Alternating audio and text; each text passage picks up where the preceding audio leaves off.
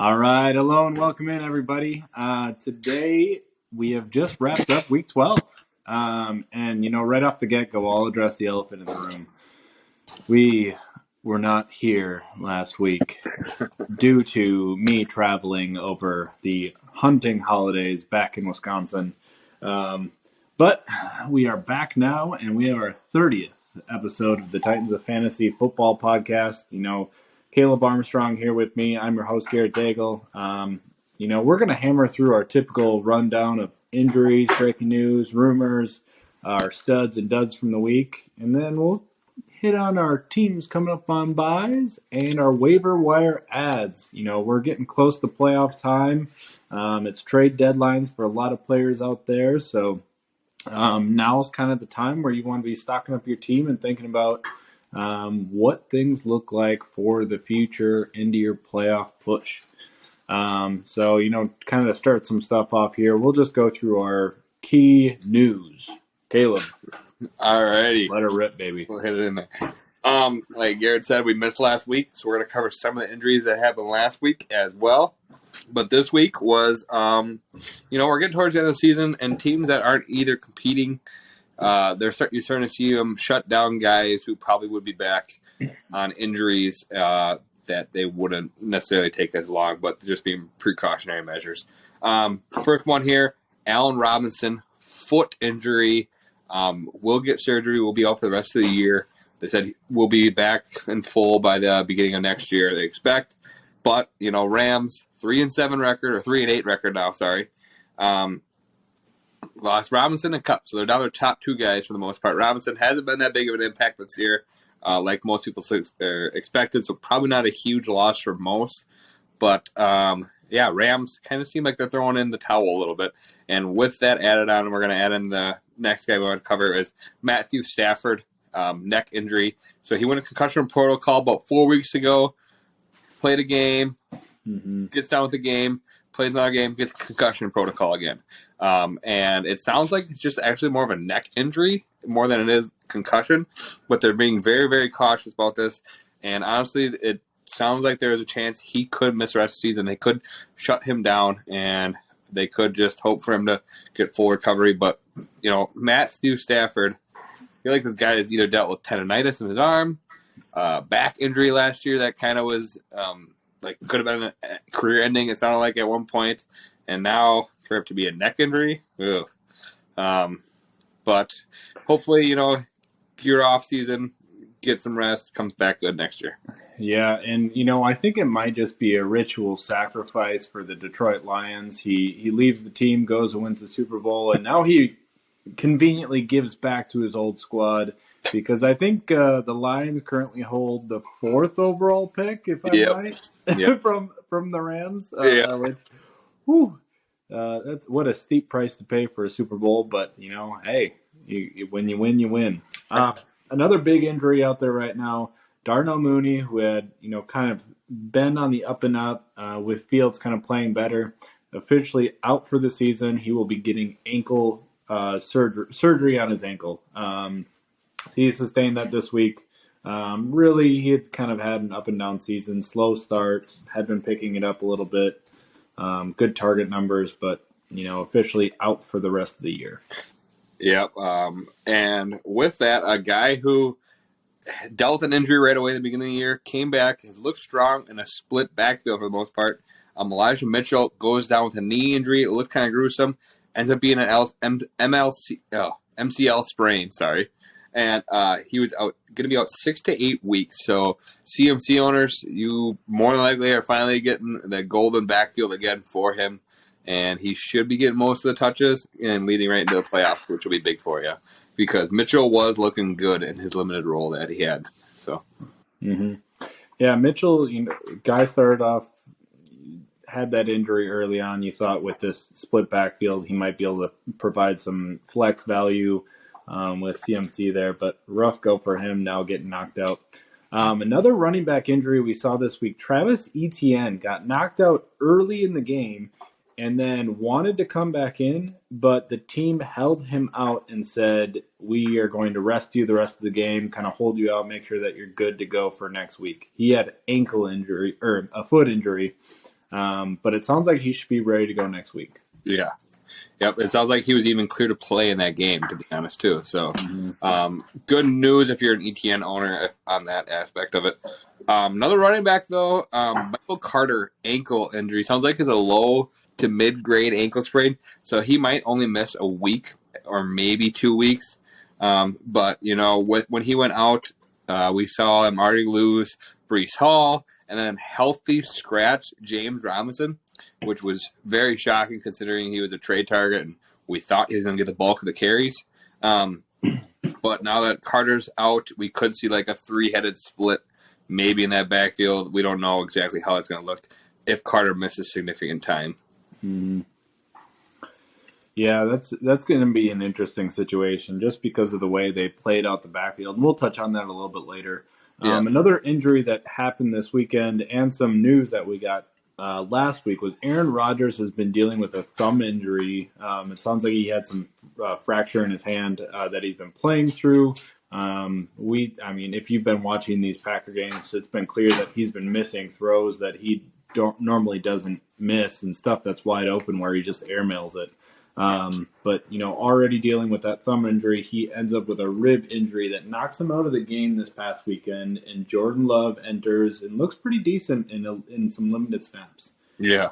But Rodgers, it sounds like we're waiting for some more information. LaFleur came out. He said, we'll kind of monitor his situation. If he's ready to go, they don't foresee a situation where he doesn't go out onto the field this next week. Yeah, they said as long as that's mathematically a chance to be in the playoffs, he will be playing. So right now, technically they're not out, but basically not looking bright. Getting into some news, a guy Garrett and I both thought it's getting sick of talking about this guy. Honestly, it's been like 4 weeks. You're expecting something to happen by now. But OBJ was actually forced off of a plane this week, and it was kind of made into a big deal. It sounds like he was going in and out of consciousness on the police report. Doubt anything even comes about this, but we're still waiting to see where he ends up. He's been visiting a lot of teams. He's getting in that time. I mean, he was supposed to be ready by early October, or early November, sorry. But, it's been a while, waiting game. I don't know. He's just playing out to see who probably gives him best odds, I'm guessing, for playoffs. But Yeah, it sounds like right now the Cowboys are the team most rumored to be landing him. But again, we're kind of at nauseum with talking about it. It sounded like he was going to sign like 4 weeks ago, but we're still just playing this waiting game. Another big situation that, has drawn a lot of media attention, Zach Wilson and his kind of future with the team. Last week, after the team had a pretty good defensive outing and the offense looked pretty lackluster for the Jets, in this media, in an interview after the game, they had gone to Zach Wilson, asked if like, hey, do you think that the offense should have played better to kind of support the defense? And he goes, no. Yeah. It's kind of a pretty immature response, and the team ended up sitting him after some locker room discussions. They ended up sitting him. He completely did not dress for this past week, and lo and behold, we get Mike White coming onto the field. The White Stallion goes out there, throws for over 300 yards and 3 touchdowns. The offense puts up monster points against the Bears, which, the Bears aren't the best team out there, but they absolutely lit it up. The passing game was on fire. The rushing game was very well balanced and really supported a healthy offensive scheme going into the week. It's really kind of draws out a lot of questions onto Zach Wilson's future with the team, whether or not they're going to have some stock in him to progress with him. I mean, we'll see what happens with Mike White the rest of the year, but I think if Mike White continues to play well and Zach Wilson doesn't mature a little bit and own up to some of his part into, what he can do for the team, it's going to be tough for him to kind of step back into a starting role. Yeah, you talked about how the offense was lackluster against New England. I think that's an understatement. They averaged 2.7 inches in the second half per play. 2.7 inches. So, yeah, very, very putrid there. Quarterback still. And we talked about Matthew Stafford already. Garrett talked about how Rams are locked in, or not, Lions are kind of locked in right now at that 4th overall pick. It seems like. So we just want to cover about how these blockbuster QB trades and signings have really, really backfired for two teams in particular. Rams go out. Yes, they did win a Super Bowl for Stafford last year. Game it, whatever. Then they signed him to a 4-year extension this year for like $150 million. And a lot of guaranteed money involved in that. And now Stafford's dealing with stuff that literally could be career detrimental injuries. These are kind of getting downplayed, it seems like, right now. But, the Stafford family has had some, I guess you could say, history with some head stuff, and they don't take that stuff lightly at all. So we will see what happens here with Stafford. And truthfully, when he did play this year, it was poor. He was not even close to the level he was playing at last year, where he was a top 10 QB. This year, I think he was lucky. He was bottom 25, I think, Garrett, this year in quarterback statistics. So very, very bad. We'll see how that halt works out here, because the Rams have a lot invested in a lot of players, and for them to be 3-8 with Warford and Perkins as their quarterbacks right now, it's whoa. So also in the same situation, but even worse, I would say, is the Denver Broncos. Right now, the Seattle Seahawks are a playoff contender, and they are locked in kind of at that third overall pick. So right now, Denver's just below the Rams in draft order. I mean, just above the Rams in draft order right now. And Russell Wilson right now has less touchdown passes than Carson Wentz. Carson Wentz hasn't played since week 6 and has been benched. Also, Russell Wilson, if you haven't been keeping track, he needs to throw 4 more touchdowns to equal his bathrooms that he has in his house. So, Wilson, and honestly, not much of an excuse here compared to like Stafford, lost a lot of offensive linemen. He's been dealing with injuries. Wilson really hasn't been dealing with too much injuries. Has a solid offensive line in front of him, a solid defense across from him, and they brought in some playmakers. Yes, Jerry Jeudy's been in and out of the lineup, but he's been just, I don't know if it's play calling or what, but it's been just horrible. They've been trying to, seems like getting things going, and it's just not working. And then you just see the defense kind of explode at him this week, which was kind of a uh-oh moment. I saw something about it saying it was joking, and it was talking about that defensive lineman yelling at him, and he's saying, "Stop saying let's effing ride." Oh gosh.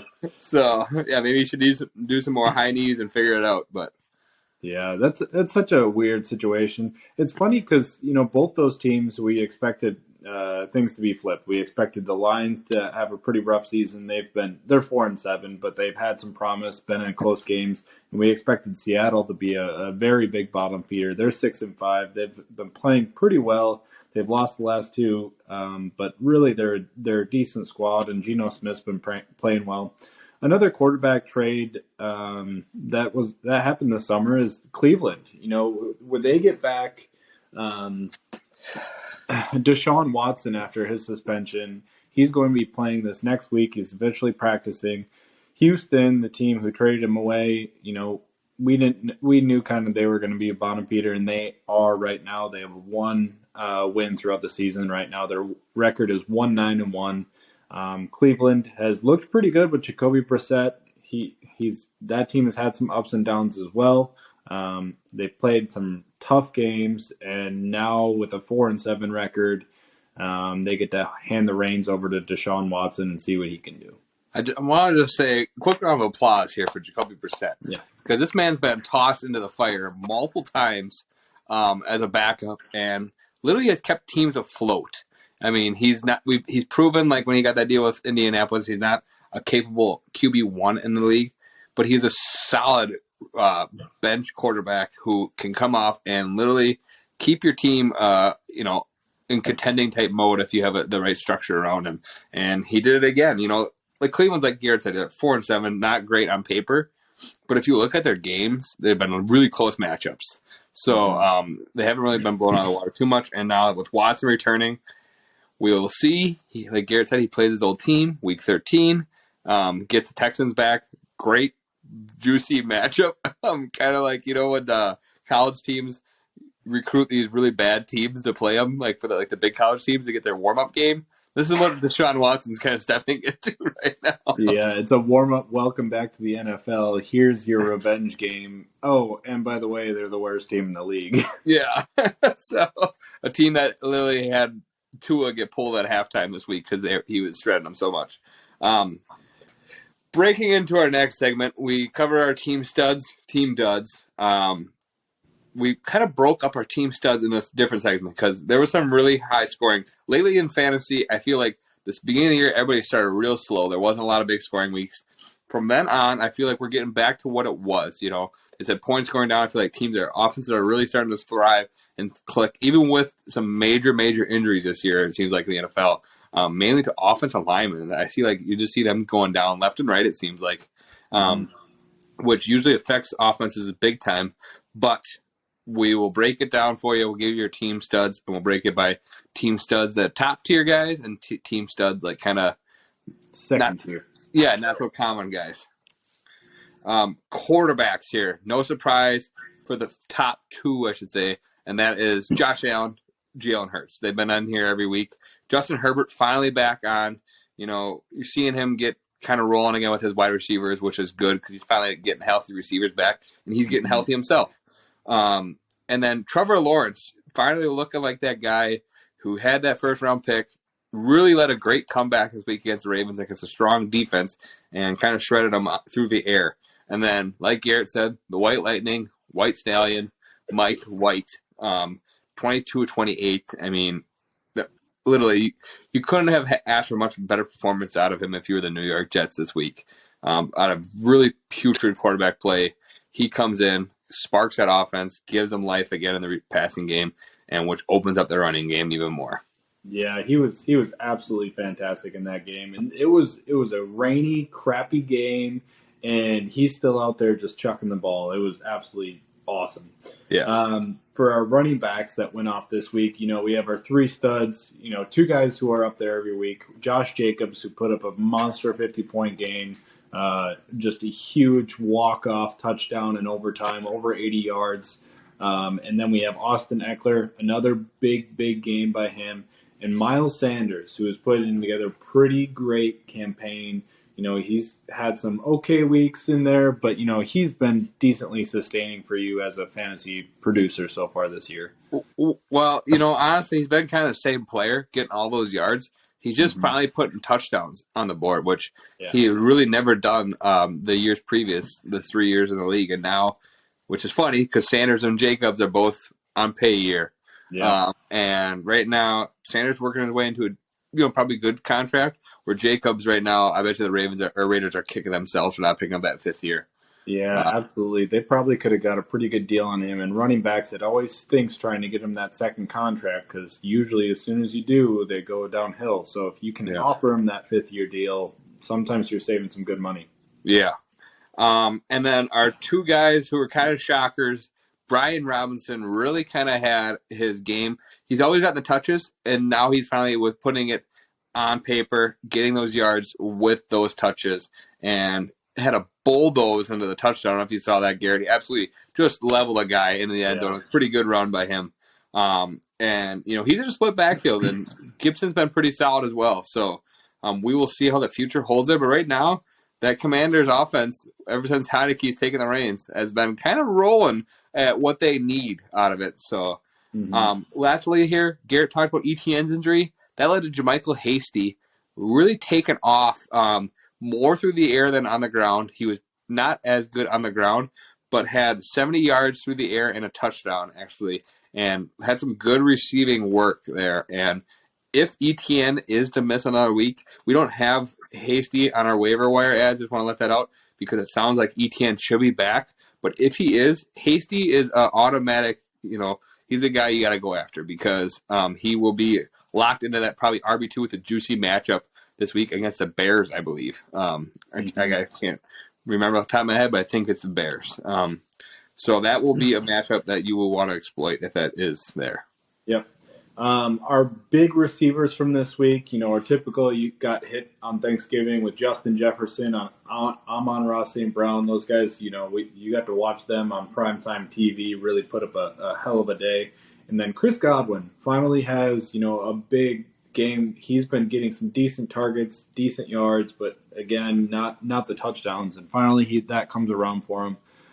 And then our kind of second tier of receivers are guys that you've kind of heard about throughout the year, but have gone silent through stretches. Zay Jones, finally back and healthy, has a monster day. Garrett Wilson connects with Mike White, has a nice, solid outing today or yesterday. And then Isaiah McKenzie as the wide receiver 2-3 in that offense for Josh Allen has a nice outing as well. So those three guys putting together some good flex plays for you. And depending on how things move forward, they could continue to be guys that you can plug and play in that flex position. Yeah, for sure.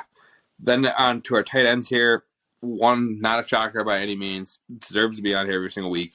Travis Kelce, he actually passed Garrett Tony Gonzalez in receiving yards has the most receiving yards for a tight end through their first 9 years in the NFL.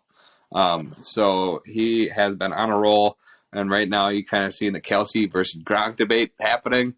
We'll see how that works out in the long run of it all. But Travis Kelce showing no slowing down at age 33. I think Garrett and I talked right now. He is actually number 3 in the flex option right now. He's number 2 in the wide. If you were to throw him in the wide receiver category, he's just behind Diggs. Might have changed now with Jefferson having a big week, but he's been just absolutely solid and a cheat code at the tight end position. Hawkinson, been great since he's been traded over. And then Dalton Schultz getting a pair of touchdowns on Thanksgiving Day has been really thriving kind of since Dak Prescott has returned to that offense. And then 2 really, really big shockers in the tight end. We always talk about these volatile the tight end room is and having these guys hit you home runs here and there for weeks. But I doubt either one of these guys were really in much rosters at all this week. And that was Josh Oliver from the Baltimore Ravens, who had put together a solid week for like 4 catches for 90 yards and a touchdown. And Jordan Akins kind of showing a connection there with Kyle Allen, having 5 grabs for 60 yards and a touchdown as well. Like I said, doubt you guys probably started them, and I don't really think they're necessary waiver ads, but it is something to point out. Yeah. It's always interesting getting those couple sprinkle tight ends that come out and have a decent game and then become waiver wire ads or become guys that people are all of a sudden adding out of the blue. And it's tough to know which ones to hang on to and which ones to let go and just let somebody else waste the priority bid. For sure. All right, our duds of the week. So typical duds, some of these guys have been here before. Some of these guys are big name players that have not been here very much this year. So our quarterbacks, couple of these guys, put together a few okay weeks and then you thought you could trust them. I'm going to call out Ryan Tannehill, who had 2 good weeks in a row before kind of dropping the deuce this week. And then Aaron Rodgers and Russell Wilson, who have continued to disappoint throughout the year so far. Yeah, and then in the running back room, we name these guys duds because they're so high draft capital, big names, get a lot of carries. But Dalvin Cook, Christian McCaffrey, and Alvin Kamara, all of them scored under 10 points this week, and these are guys you're starting as your RB1. You're expecting more than 10 points, and honestly, they didn't even do that good in the touches they got. They were all pretty poor for their yards per attempt. Yeah, and Kale, let me ask you about one guy, because I know we both have some shares of him. How are you feeling right now about Alvin Kamara, who hasn't had really a good week in the last 4? Yeah, scared because it honestly sounds like that Jameis could start at any moment here because Andy Dalton's been kind of struggling the past couple weeks. Well, I shouldn't say he's like every other week he does well, just enough to keep his job, it seems like. But if Winston takes over, we saw at the beginning of the year with Winston, with Kamara, and even last year, they don't mesh well. And so if Winston does take over, it's probably even going to hurt Kamara even worse because Andy Dalton's going to dump it off. So, yeah, kind of starting to panic a button a little bit there with Alvin Kamara. But, he's still a guy you got to start every week because he is a stud when he's there, so for the most part. Yeah, he's definitely a guy that's going to be difficult to bench if you're in anything but a 10-team league. I do want And he does have a tough matchup this next week against Tampa Bay, who has pretty solid linebackers, and then Week 14 he has his bye. So, to, yeah. it's kind of a rough stretch coming up for him. I do want to point out with CMC though, this is the first time in like 27 games. I know Ian Hartz had a counter going on Twitter, but I think it was like 20 or 30 some games. It was about 25, I believe, that CMC either put up 100 yards or a touchdown. It was the first time he broke that streak. So, I mean, don't expect CMC to be on this list probably again, to be honest. So, yeah. Yeah, McCaffrey's just an absolute monster. All right, so our receivers who were duds this week, couple big names here and guys you've been depending on, and actually a few guys that had really good matchups too. Yeah. Terry McLaurin, Christian Kirk, Mike Evans, and Tyler Boyd. Specifically, I wanted to point out Mike Evans and Tyler Boyd both had very good, juicy matchups this week. And then Christian Kirk, in a game where we watched them kind of light up, at least stats-wise, light up the Ravens. And Ravens have been a good team to pass against. Passes went to Zay Jones, and Christian Kirk was pretty uninvolved. I think it was like third quarter before he even had his catch. Yeah. Pretty rough outing there. Yeah, and honestly, if it wasn't for that last drive, he had 3 grabs on the last drive, so that kind of literally saved the day for what was even worse coming from him. Because I think he only had 1 catch for 16 yards prior to that last 5 minutes. It felt like. Yep. Some names here at the tight end position, all I would say big names for the most part, because one guy that I'm going to name has been solid for the past 3 weeks, and then laid an egg this week, but could be quarterback play. George Kittle, he's been up and down so far this season, it seems like. Cole Kmet, though, has been kind of on a high heater, and then really didn't mesh well with Simeon, I would say, this week. And then lastly, Mark Andrews. It's a dud for Mark Andrews standards. That's what only way I want to put it. He dropped a touchdown, which would have made his day big. But 4 catches, 50 yards. But in a game where Lamar threw the ball quite a bit, you would expect, again, like Garrett said, with a good matchup, you would expect Andrews to be involved, and he was involved, but really didn't put it all together. Mm-hmm. Yeah, that's kind of how I felt as well. Honestly, 4 for 50 would probably be okay for a lot of other tight ends, but Mark Andrews, you're expecting him to come in and be a big contributor. Yeah. And then to see a backup tight end on that team take catches again, it's like, ooh. Tough to see it go that way. All right, some teams that are on bye this next coming week. So Carolina Panthers, we've seen DJ Moore kind of come back alive with Sam Darnold there. And then, the running game has been doing pretty well for all the guys there. Arizona Cardinals, kind of across the board, a lot of big contributors on that team. Kyler, Connor, Hopkins, and Hollywood, all guys you've been starting. So definitely some options that you're going to have to find some replacements for this coming week. So that'll kind of segue us right away here into our waiver wire ads. Kale, you want to jump into it? Yeah, sure. First 2 guys I'm going to cover here. Garrett and I talked about a 3-headed backfield we expect coming out of the New York Jets. And one guy is a no-namer. He's owned in 0% of leagues. Zonovan Knight. He was an undrafted free agent on the practice squad, but got called up for return duties mainly, it sounded like. And that's why James Robinson was the healthy scratch. And it was kind of shocking to see because when Michael Carter went down, Knight actually got the majority of the carries. And he put together, honestly, quite a pretty decent performance. He had 14 carries for 69 yards and 3 catches on 3 targets for 34 yards. So he showed receiving capabilities. And Knight, even though he wasn't drafted, he honestly was a pretty good college prospect in the fact of they expect him to come into the league and be a receiving type back.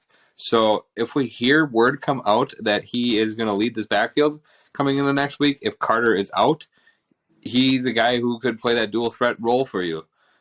Also, another guy in that offense who has played a role, and honestly, you saw him get picked up a little bit more right before Mike White was, or after Mike White was named starter because he had a good flex play type deal last year when Mike White was a starter because White actually targets the running backs quite a bit, and that is Ty Johnson. He's owned in 2% of leagues. And I got a feeling it was probably 0 before last week, before White got in there. So the guys that jumped ahead, good for you. Johnson had 5 carries for 62 yards and a touchdown. So really good with his touches in the backfield there. And then he had 1 catch for 16 yards. But Johnson, we've seen kind of be the more receiving threat in the past. So if Carter, like I said, misses time, Johnson probably will take over that role, the majority of it, I'm guessing. But we say, if James Robinson, Garrett, if he's available, would you add him?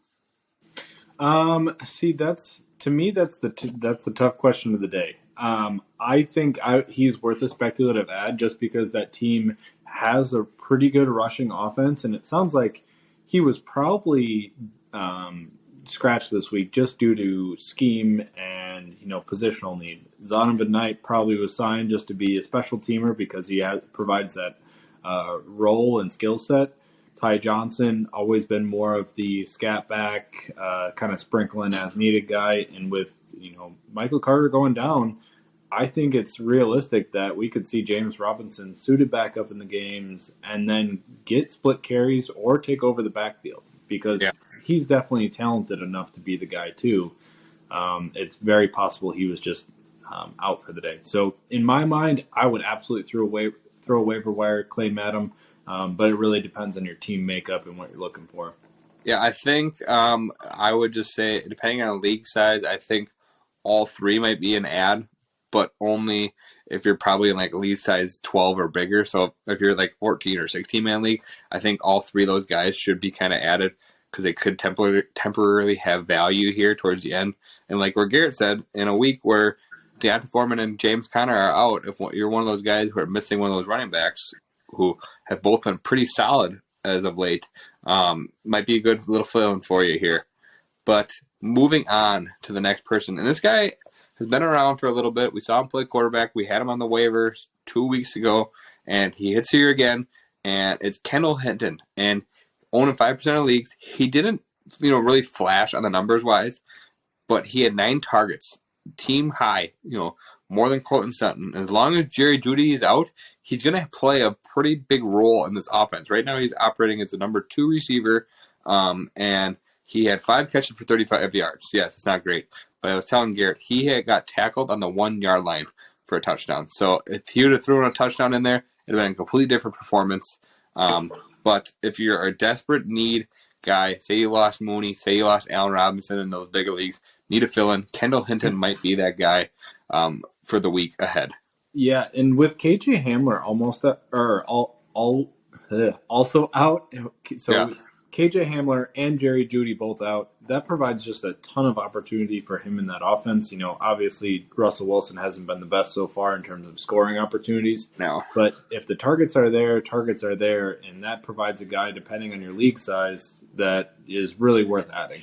And we play in a big 16-man league, and he's absolutely somebody who should be added in that type of league. But, a 12 or 10-team league, he's kind of a fringe guy that it really depends on your roster. Yeah.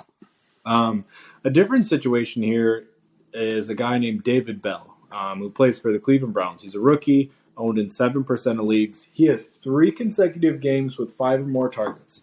Why is that important? Okay, so we're looking at a team that has Amari Cooper, Donovan Peoples-Jones, who both have been playing pretty well. And if David Bell is playing with those guys and already garnering 5 or more targets in each of these games, Deshaun Watson is returning, and he is, he hasn't played in 2 years, but he is one of the more prolific passers in the league. He's known for sustaining fantasy wide receivers.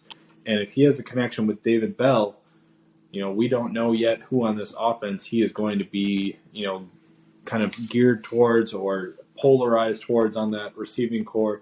If David Bell ends up being his guy, man, he could be in line for some serious fantasy work. Yeah, and for those who don't know who David Bell is, Garrett mentioned he's a rookie. He came out of Purdue last year. He's a big red zone guy. He actually had, I think, like 22 touchdowns in 29 career college games. So big standards that way.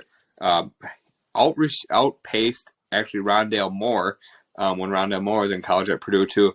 has that draft capital of a third-round pick, and he's right now maintaining the slot role for the most part. Pretty much has that locked down. So, like Garrett said, with Watson coming back, this is totally a speculative ad for a guy who you're getting at the lowest part right now. He's just trending up and up and up. And if Watson hits with this guy, like Garrett said, you could have one of those guys who are solid for you at the end of the year. Yeah. Another guy who, we talked about a little bit earlier, Mike White. If you're somebody who's QB desperate, looking for a streamer in the right matchup, we saw him come out, have over 300 yards and 3 touchdowns. They have a good receiving core. They have a good offense in general, good offensive tools in general. He's the kind of guy who you could definitely add as a speculative start. The quarterback position has been extremely volatile if you don't have one of those top guys this year. So, guy to keep an eye out, guy worth grabbing. And then in the same realm, Elijah Moore in that offense. So, Elijah Moore, we talked about him going into the season this year. And then now he's been kind of brushed aside and thrown to the trash and has been in the news for bad reasons, but a lot of it has been around offensive scheme and lack of opportunities. Last year, he had a stretch where he was a top 5 wide receiver over the course of, I think, 7 weeks in the middle of the season. And now he had an opportunity last night to go and showcase his skills again. And he has 2 big grabs, one for a long touchdown. He ends up with 64 yards and a touchdown. Big connection with Mike White. So he's only owned in 29% of leagues. If he is dropped, if he's not out there, definitely a guy worth adding as a speculative ad. If Mike White can sustain this, Elijah Moore is a guy he's been looking to. Even, Mike White started 4 games last year. And in those 4 games, that's when Elijah Moore had that crazy stretch kind of. And Elijah Moore averaged 15 points per game with Mike White at QB. Mike White comes at QB. Elijah Moore plays a limited snap role and still does well. Still outperforms guys like Corey Davis and Denzel Mims, who saw a higher snap percentage. With that here, obviously Garrett Wilson's locked into that wide receiver 1 right now. Looks like a good connection. But Moore is a guy who could have some good appeal as well. Garrett already mentioned this guy, but the fact that he's owned in only 28% of leagues is kind of baffling still, because he has been a pretty okay to solid wide receiver this year, and that is Zay Jones. He had 11 grabs on 14 targets for 145 yards. You're like, oh, wow, that's a good game. He must have had a blowout. No, he's actually had 6 games already this year with 9 or more targets, and he's had a couple already really good games. And the fact that he's owned in so little leagues is very shocking for a guy who has been putting up the targets, but just hasn't connecting. And then finally has his week again where he's back healthy, like Garrett said, and starts really putting it all together and kind of was the man down the stretch there for Trevor Lawrence. Yeah, he was a guy Lawrence was looking for again and again and again. And, that benchmark of having 9 targets or more, that's a huge number for targets. So yeah, that's pretty great for him. Yep. We've talked about ad nauseum throughout this year. Tight end streamers, baby. Tight end streamers. You got to find yours for each week. And it's tough if you don't have one of the top guys. Foster Moreau for the Las Vegas Raiders, currently owned in 34% of leagues. This past week ends up with 3 catches, 33 yards, and a touchdown. In that offense, he is the guy stepping up with Waller out. So Foster Moreau, he's on the field a lot. He's getting options in that offense and could be a good streamer moving forward for you if you have somebody who if you just don't have one of those top dog tight ends. Yeah. And then this last guy here is an RB1 on a team who is still on waivers, which is crazy. RB1. But he turned into RB1 mainly this past week, and that's why.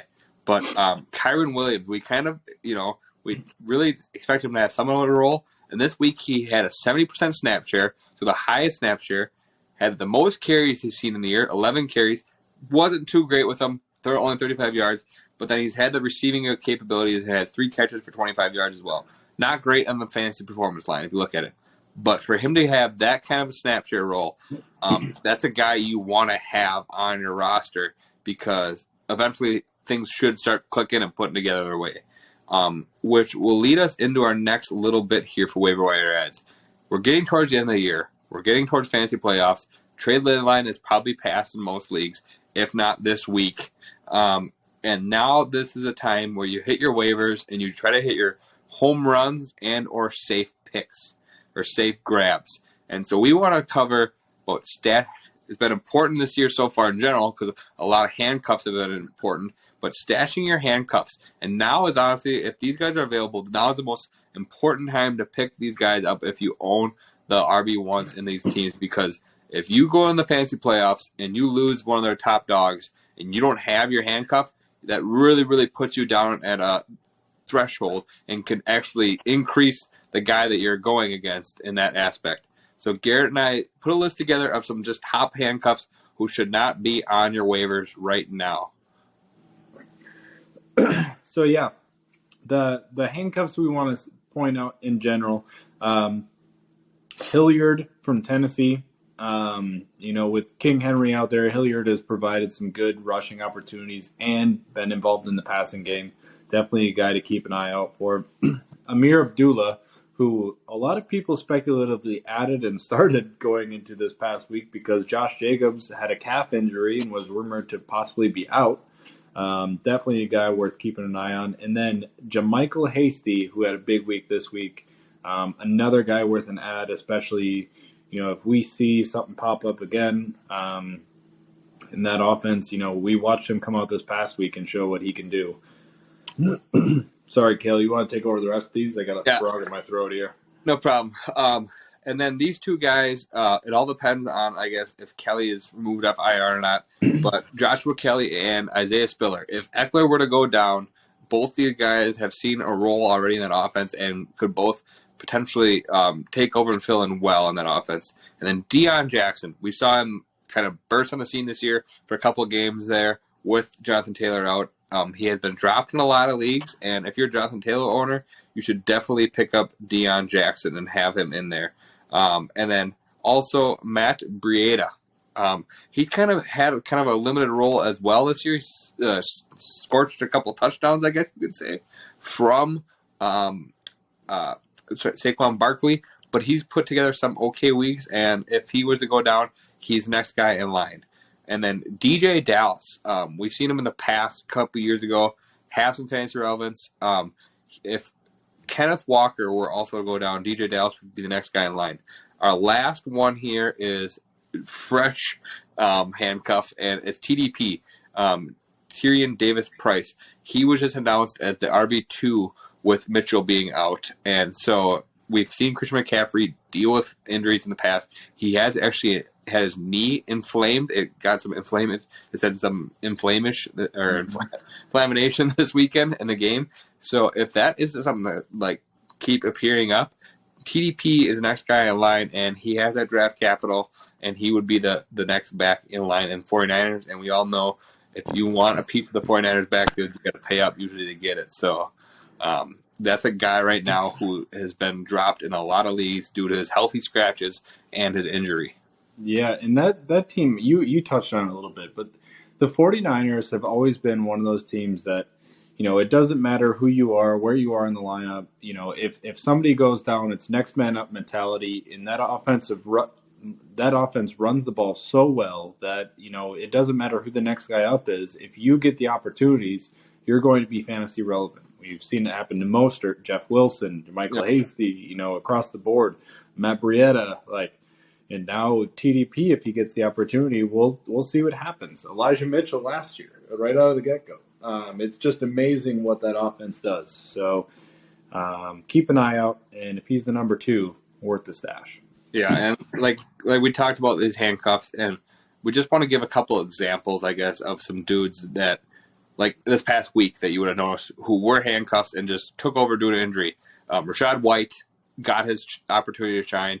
He has had 2 good weeks back-to-backs. And then also Samaje Perine, who's been a handcuff, feels like for years, has been just always a backup, but a solid backup. And again, put together another injury. So those are two names to watch. If those guys are on waivers, those are immediate ads right away because Mixon could miss another week, and it seems like White might actually have locked down that backfield. So this is stuff where this kind of things can happen. If you ever been in the fantasy playoffs, and if you've lost one of your top running backs, you will know the pain then, and you know that's probably right to stash your handcuffs.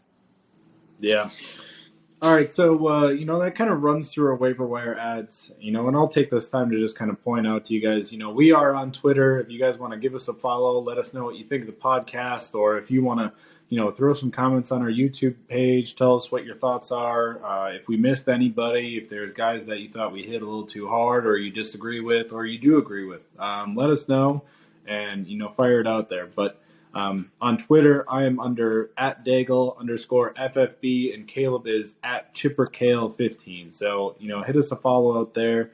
Let us know what you think. And, that kind of wraps up our Week 12. Big game still on the line here. It is currently 6-0. Steelers are up. So, we'll see what happens the rest of the game. But that kind of wraps things up for Week 12. Thanks for tuning in, everybody. And we'll see you next week.